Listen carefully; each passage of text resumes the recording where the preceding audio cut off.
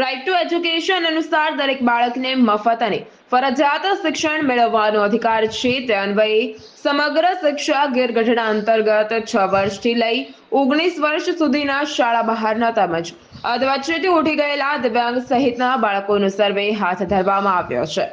તે અન્વયે તારીખ 16 એપ્રિલ 2024 થી તારીખ 26 એપ્રિલ 2024 સુધી ઉપરોક્ત બાળકોને સર્વે કરવાનો હોય. તે અન્વયે ગીરગઢડા તાલુકાની આસપાસના નોટિફાઈડ અને અનનોટિફાઈડ તમામ વિસ્તારમાં શાળા બહારના અથવા ડ્રોપ આઉટ દિવ્યાંગ સહિતના બાળકો મળી આવે તો નજીકની સરકારી પ્રાથમિક શાળા અથવા નજીકના બીઆરસી ભવન પર સંપર્ક કરવો.